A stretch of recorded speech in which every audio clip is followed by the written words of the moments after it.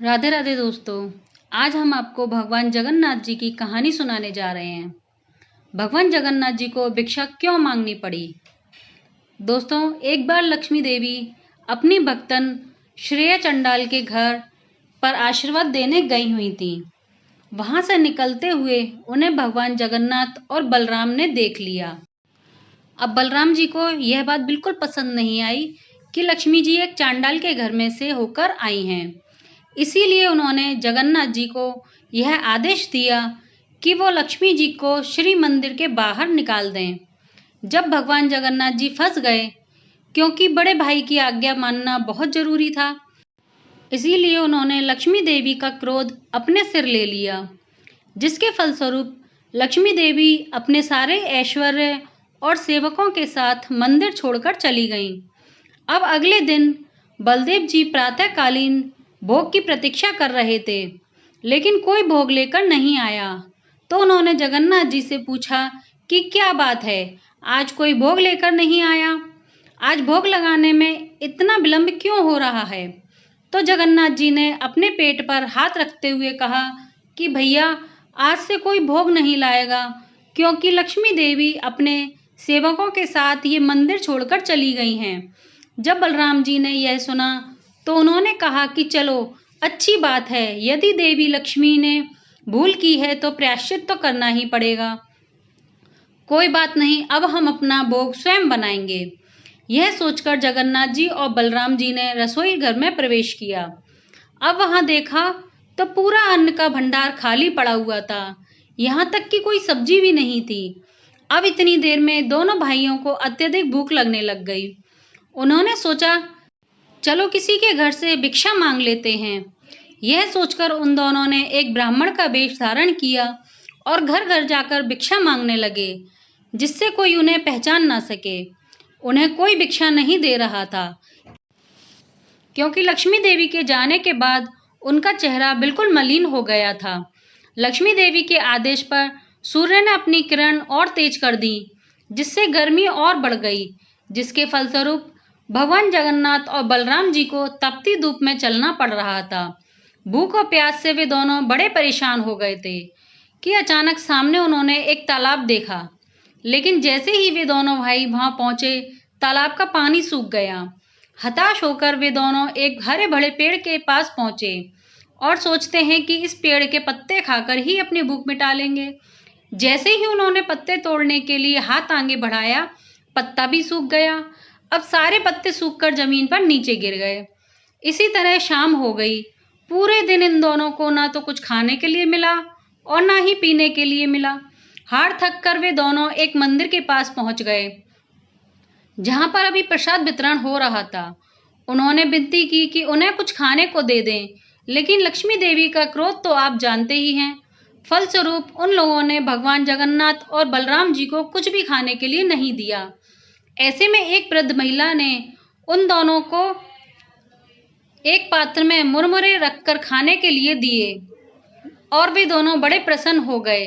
जैसे ही प्रसाद पाने के लिए उन दोनों ने हाथ आगे फैलाया, उसी समय तेजी से हवा चली और सारा प्रसाद जमीन पर आ गिरा।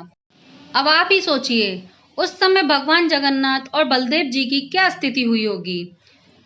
वे वही जगत के जगन्नाथ और बलराम जी हैं, जिन्हें दिन में कई बार भोजन दिया जाता है। उनके हाथ कभी भी सूखने नहीं दिए जाते थे, जो कि एक ही समय में 56 भोग खाते थे। ऐसे में आज हमारे जगन्नाथ और बलदेव जी को आज एक सूखा पत्ता भी नहीं मिल रहा था। ऐसे में आप ही सोचिए कि क्या स्थिति रही होगी उनकी। फिर उन्होंने एक व्यक्ति से पूछा, भाई हमें बहुत भूख लगी है, हमें भोजन कहाँ मिल सकता है। तो उस व्यक्ति ने कहा कि वो देखिए, वो चांडालों का गांव है, वहाँ पर एक स्त्री रहती है जो कि बहुत दयालु है, आपको वहाँ पर निश्चित ही भोजन मिल जाएगा। यह सुनकर भगवान जगन्नाथ और बलदेव जी उस स्त्री के घर गए। उस स्त्री ने उन दोनों का आदर सत्कार किया और कहा कि अभी वह उन दोनों के लिए भोजन बनाकर लाती है। लेकिन बलदेव जी को यह बात पसंद नहीं आई। वो एक चांडाल स्त्री के हाथ का बना हुआ भोजन नहीं करेंगे। तो उन्होंने उस चांडाल स्त्री से कहा कि आप हमें राशन सामग्री दे दीजिए। अब अपना भोजन स्वयं बनाएंगे। यह सुनकर उस स्त्री ने कहा कि ठीक है, जैसी आपकी इच्छा। यह कहकर उसने एक नया चूल्हा बना दिया और नए बर्तन लाकर बलराम जी को उनकी इच्छा अनुसार सारी व्यवस्था करके दे दी।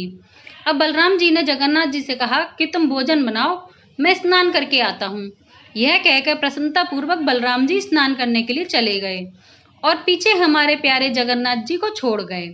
अब जगन्नाथ जी अपने भाई की आज्ञा अनुसार भोजन पकाने के लिए बैठ गए। अब भोजन तो तब बनेगा जब चूल्हा जलेगा। अतः भगवान जी ने बहुत प्रयास किया, लेकिन चूल्हा नहीं जल रहा था। अब बलराम जी की प्रसन्नता पूर्वक स्नान करके आ रहे थे। उन्होंने सोचा कि भोजन तो पका पकाया मिलेगा, लेकिन जब बलराम जी जगन्नाथ जी के पास पहुंचे तो उन्होंने देखा कि जगन्नाथ जी ने तो अभी कुछ भी नहीं बनाया था। अतः बलराम जी ने जगन्नाथ जी को अच्छी खासी डांट फटकार लगा दी और कहा कि इतना समय हो गया, तुम अभी तक चूल्हा भी नहीं जला पाए, चलो हटो यहाँ से, मैं अभी भोजन पकाता हूँ। अब बलराम जी चूल्हा जलाने की कोशिश करने लगे तो आग की जगह धुआं निकल रहा था। उन्होंने बहुत सारा प्रयास किया, लेकिन चूल्हा नहीं जला। परिणाम स्वरूप पूरा घर धुएं से भर गया। दोनों लोग खांसने लगे, जिसके कारण उन दोनों की आंखों से पानी बहने लगा। थक हार कर जगन्नाथ और बलदेव जी ने उस घर की स्त्री से कहा कि वही उन दोनों के लिए भोजन बना दे।